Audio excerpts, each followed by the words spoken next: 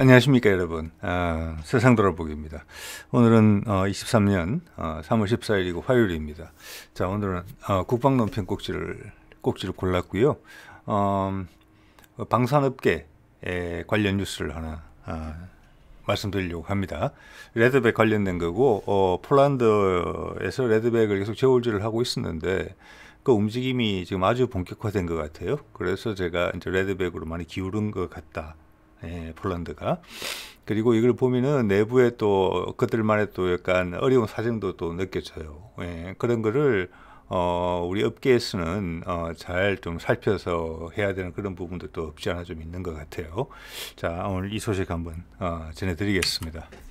자, 이게 이제 3월 13일이니까 거의 오늘 나온 기사죠. 보면은 이제 제가 가끔 소개드리는 디펜스 24고, 제가 이제 수개월 된 것 같은데 처음 이 언론을 접한 지 그간 내용을 봤을 때 폴란드 내부의 방산 관련 부분에 있어서는 상당히 정확하고 심도가 있고 또 폴란드 국방부하고 의사소통도 되게 잘 되는 것 같아요. 제안도 많이 하고 또 때에 따라서는 폴란드 정부가 하고 싶은 이야기를 대신해 주기도 하고 또 제안도 하고 또 그러기도 한 것 같아요. 이 제목을 보면은 조금 번역하기가 조금 애매한데 제가 의역을 좀 했습니다. 그래서 보스룩 하면은 그들이 최근에 이제 양산 계약을 한 그들이 개발한 장갑차가 있었어요. 우크라이나 전부터. 그래서 그거 양산 계약을 한 그 장갑차예요. 그게 이제 폴란드의 어려움입니다, 사실은. 내부 그들의 방산 기업이 되게 고생을 해서 개발한 거거든요. 안 사줄 수가 없는 입장이죠. 그런데 딱 하고 보니까 레드백도 시험 운행도 해봤잖아요, 현지에서. 그 격차가 느껴지는 것이죠. 그래서 이 두 가지 문제를 어떻게 해결해야 될 것인가, 같이 가져가야 되니까 두 개 다. 하나 때문에 다른 걸 포기할 수가 없는 상황인 것 같아요. 자, 그게 이제 그들의 어려움인 것 같은데, 그래서 그들의 해법이 이 제목에 나타나 있습니다. 보스룩과 함께 중장갑차도 보유하나. 이 기사 어디에도 레드백을 지칭하지 않아요. 앞서 이 이제 디펜스 24의 뉴스를 보면은 레드백에 관련돼서 이야기할 때 레드백 다 언급해요. 호주에서 뭐 하고 있는 거고 하나가 에서 개발한 장갑차고. 그런데 이제 마음이 거의 결정된 것으로 보이는 지금 이 기사에서는 레드백이라는 이름을 한 번도 언급하지 않습니다. 이제 쭉 보시다 보면은 그 이유도 대충 느낌이 오실 거라고 봅니다. 그래서 장갑차를 두 가지를 같이 가져가겠다. 이게 그들의 생각입니다. 그래서 그들이 개발한 보스룩은 경장갑차, 또 우리 이 레드백은 중장갑차 이렇게 분류를 한 것 같아요. 뭐 틀린 분류는 아니라고 봅니다. 네. 자, 그래서 이걸 뭐 245편 국방론평 245편에서도 그들의 분석을 보여드린 바가 있습니다. 그때는 이제 레드백, 링스, 그다음 뭐 미제 그 외에 또 다른 장갑차들하고 쭉 비교를 했었죠. 마음은 조금 레드백에 좀 기울어 있는 상태였지만, 왜냐 이때 이미 이제 그들이 레드백을 현지에서 시험 테스트를 해본 뒤였거든요. 그때 상당히 마음에 들어 했던 것 같아요. 자, 이거 그전에 이런 내용을 다뤘었죠. 기갑사단의 스트레스 중이다. 여기도 보면 그런 언급들이 나오죠. 제목에서도 막 개발 끝낸 자기들 장갑차도 있는데 이걸 레드백을 타보니까 이것도 욕심이 나는 거예요. 그래서 이걸 봤을 때는 아까도 잠깐 말씀드렸지만 그들이 개발한 장갑차도 계약을 했어요. 500 몇십 대를 사게 돼 있거든요. 그 숫자를 좀 줄일 가능성이 좀 있어 보여요. 두 가지를 다 가져가기 위해서는. 그리고 밑에 것은 하나에서 폴란드에 제안을 한 레드백은 지금 호주에서 경쟁 중인 모델이 아니라 미국의 차기 장갑차용으로 제안하고 있는 좀 작아진 차체를 제안한 게 아닌가, 이런 내용에 대해서 좀 언급을 한 그런 내용이었어요. 자, 제목 바로 밑에 핵심 내용을 골라놓은 요약본이 있죠, 기사에. 그 요약본에 뭐라고 되어 있느냐 하면은 폴란드 군과 업계에는 보스룩 장갑차, 여기서 배저라고 부르는 게 그겁니다. 장갑차 대량 양산, 5, 600대 생산해야 되니까 대량 양산 맞죠? 유지 보수라는 도전에 직면해 있다. 그걸 도전이라고 이야기를 했어요. 도전이라고. 추가로 여기에 더해서 폴란드 국방부는 보스룩을 보완할 새로운 무거운 장갑차 도입을 고려하고 있다. 예, 이겁니다. 예, 자, 그래서 이게 두 개를 다 가져가겠다 이런 이야기예요. 그래서 이제 예전에 사용했던 자료인데 보수력에 대해서 살펴보면 모양이 이렇게 생겼어요. 580대 정도 구매할 것 같은데 하기로 돼 있었어요. 그런데 지금 레드백을 그들 자체 생산으로 하려는 것 같거든요. 그렇게 되면 이 숫자도 좀 조정될 가능성이 있지 않나.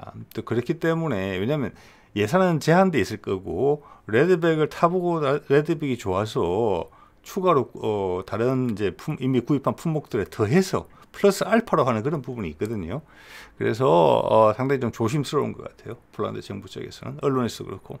자, 이거는 보면은 폴란드 자체에서 개발한 ZSSW30이라는 30은 이제 주로 사용하는 포 구경이 30mm 포기 때문에 그런 것 같습니다. 무인 포탑이에요. 예.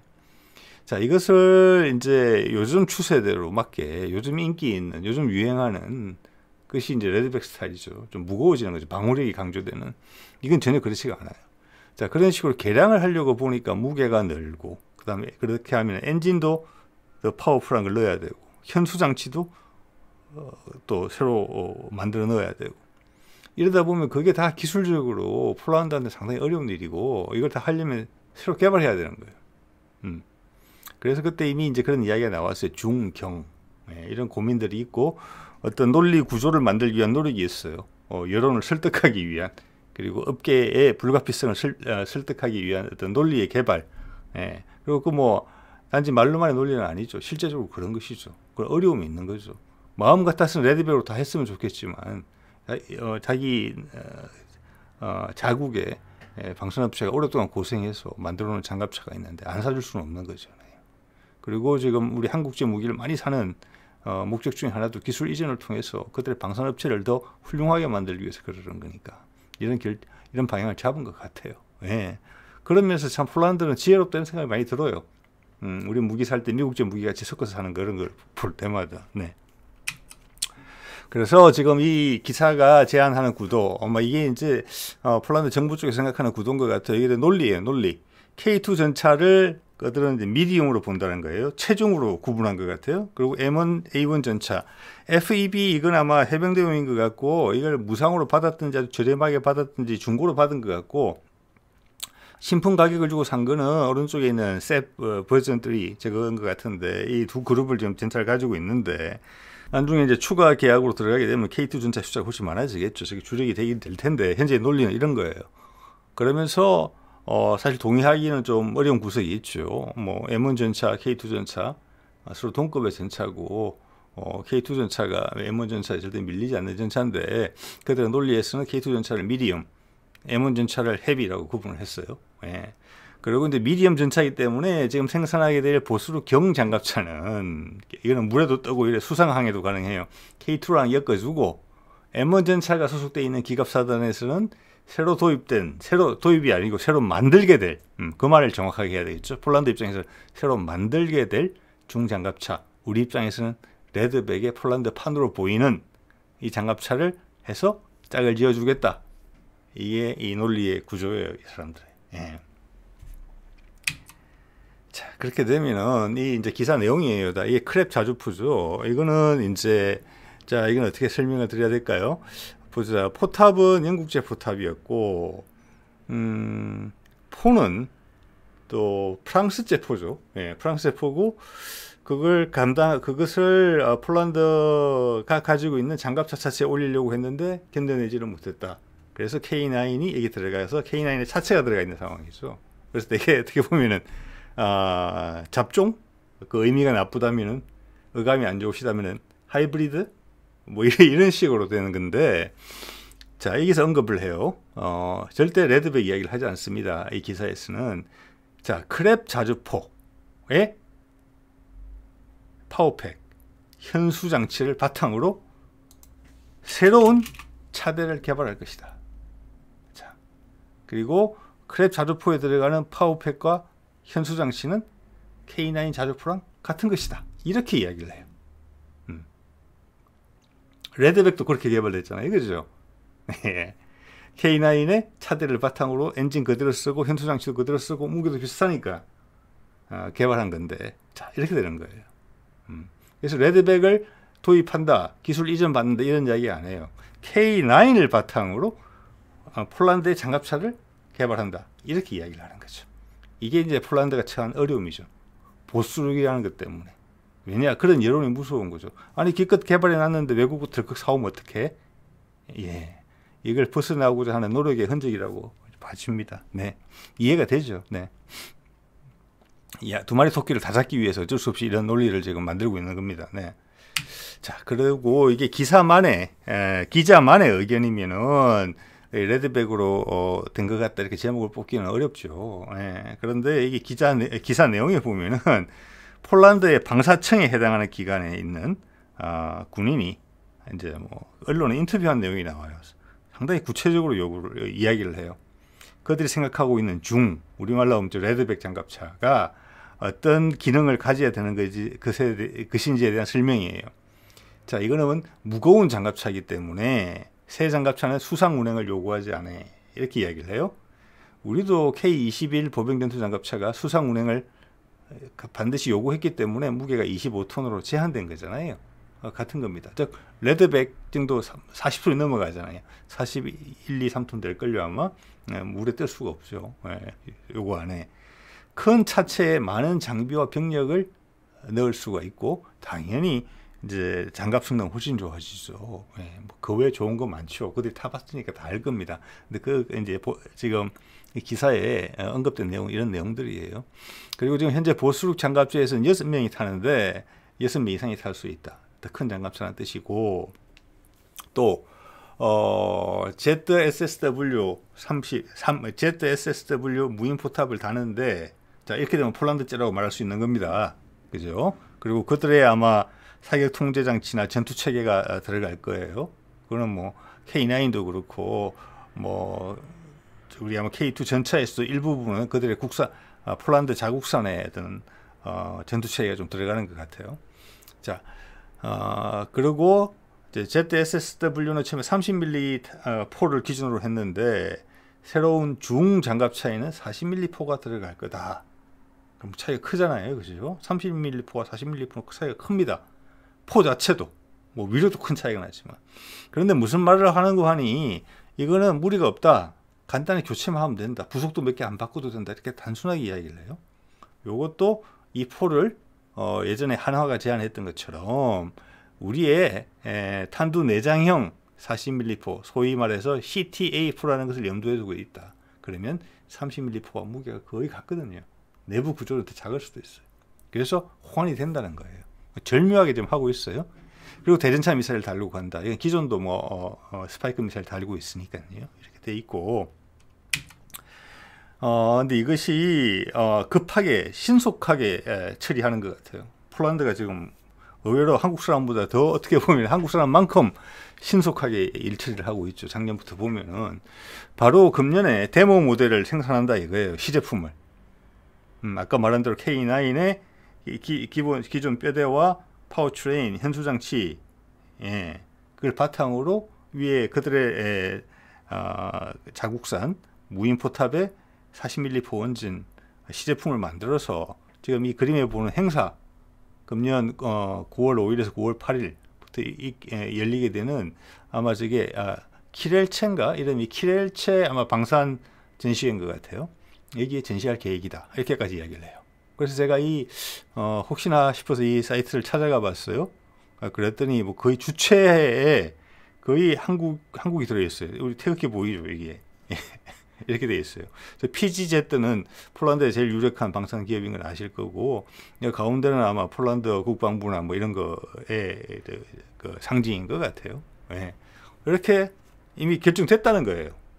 거의 벌써 3월 달이잖아요. 이게 9월이잖아요. 6개월밖에 안 남았거든요. 그러니까 이미 결정됐다. 이렇게 하기로. 그래서 폴란드에서 신속하게 결정을 내려서 우리 걸로 개발하는 걸로 하자. 형식을 폴란드에서 하는 것으로 하자. 폴란드 제품으로 하자. 핵심적인 것은 하나 것을 가져오지만. 그래서 폴란드 국민들한테는 보스룩은 지금 바뀌어진 전장 상황에서 우리 탱크도 새로운 탱크들이 막 들어왔는데 거기하고 최적의 조합을 만들기 위해서는 중장갑차도 하나 더 필요하다. 그래서 개발했다.